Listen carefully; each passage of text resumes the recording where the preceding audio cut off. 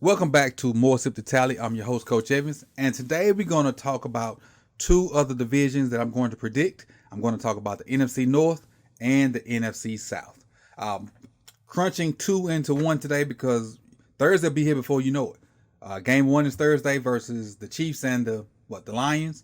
Chiefs fans may have gotten some bad news with and fantasy owners with Travis Kelce hyperextending his knee. May or may not play Thursday. That news just came out. So if you didn't hear about it, you heard about it now. So I'm going to put two divisions in this episode, and we're going to kind of try to move all the way around here by Thursday. I think today's Tuesday, so Wednesday, and we'll do 3 Thursday to close us on out. All right, so let's start with the NFC North. 4 teams in that division: Chicago, Green Bay, Detroit, Minnesota. Now, if you rocked with me this whole summer when I did my power rankings, you know I didn't fall into the restore the roar train that Detroit has. I'm still in that boat. I have Detroit finishing 4th. I still think they're going to finish 4th because I don't believe in their defense.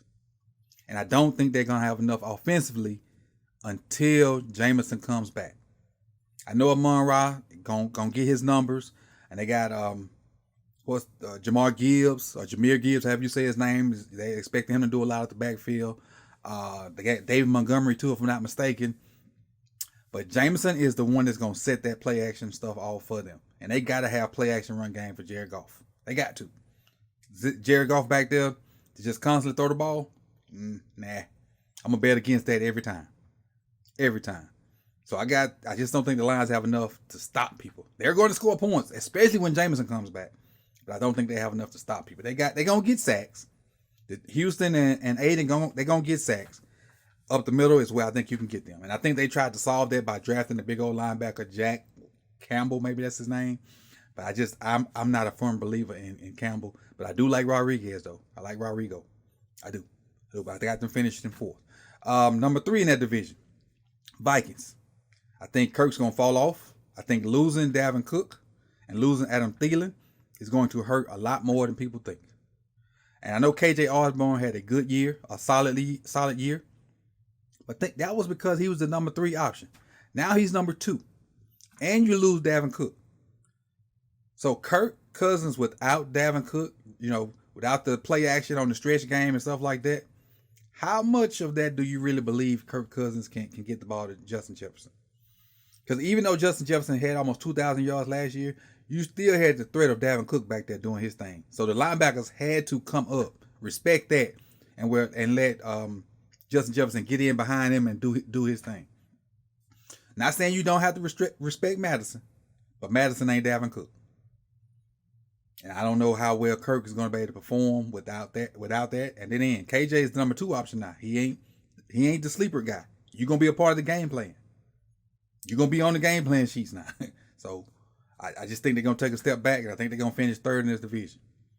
All right, so now that's just going to set up for a big surprise because those are the 2 favorites right there, and I got them at the bottom. I think Green Bay's going to finish number 2. I think Jordan Love's going to have a solid year. He's going to game manage the heck out of Green Bay.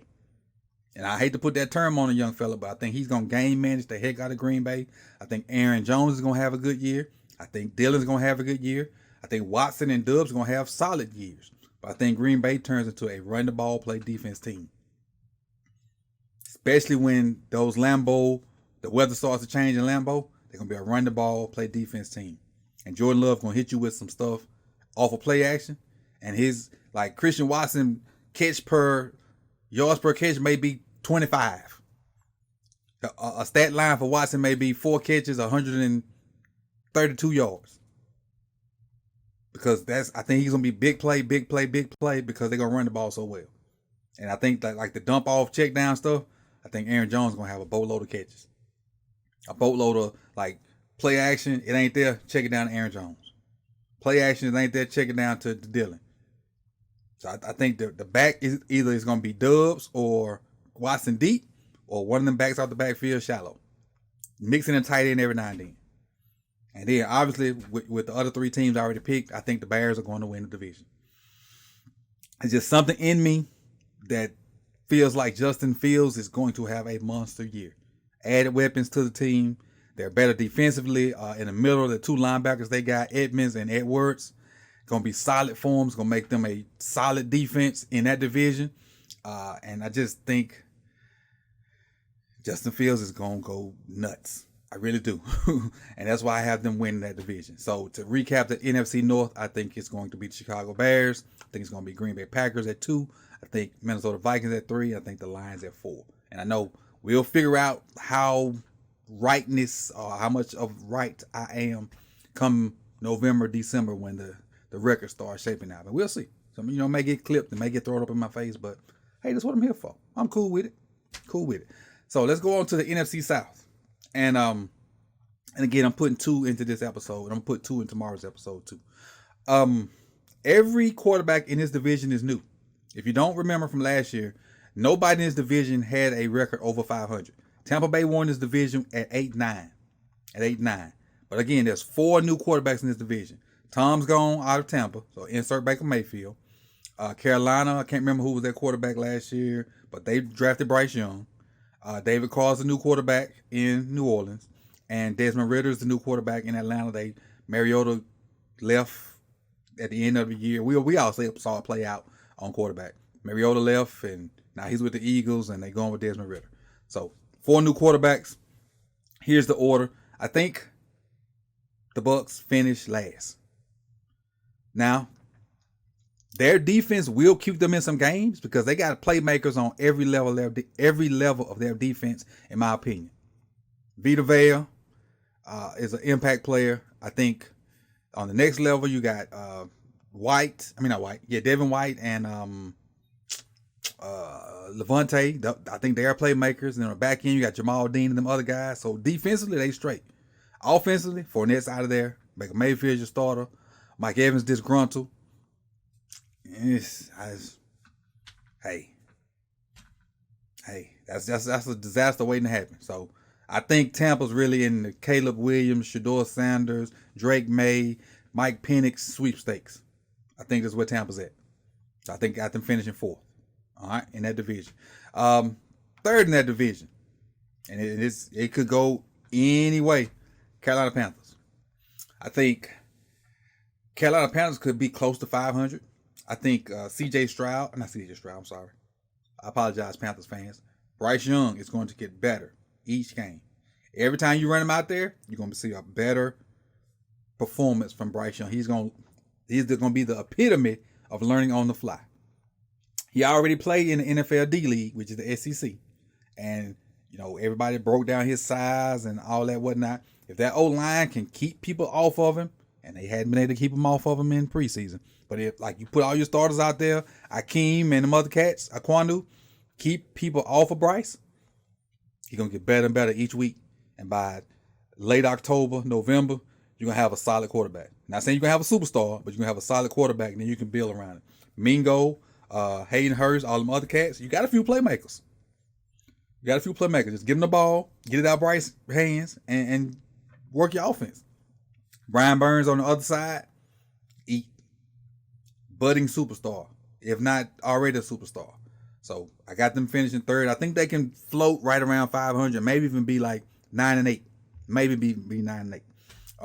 Now I think the winner of the division probably got but 10-11 wins though. So we're not gonna get outrageous or get crazy. 2nd in this division, I think it's gonna be the Atlanta Falcons, and I'm gonna tell you why. Offensively, their plan is pretty darn good. Run the ball, but they're going to run outside zone. They got 3 guys that can run the heck out of outside zone. They drafted Bijan. Don't know why, but they did. So now they got it. They already had Cordell Patterson. They had Tyler Algiers. Their offensive line running outside zone is a thing of beauty. Can Desmond Ridder hit receivers off of outside zone is the question.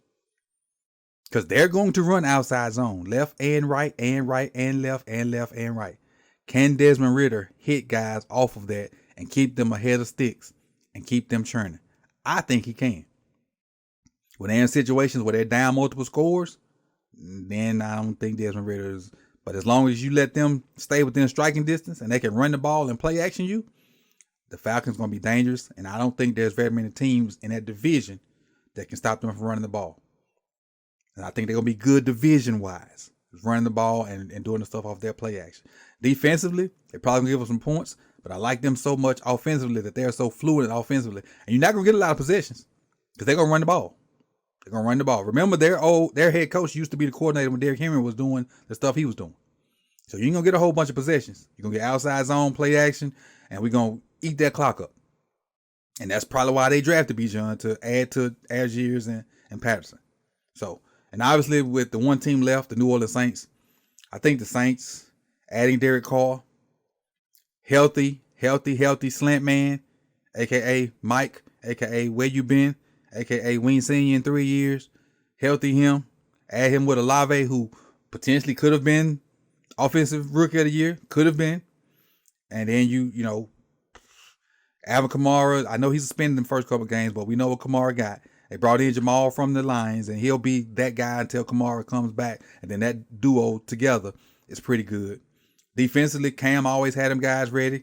The linebacker crew with Demario Davis, you still got Honey Badger and the other safety back there.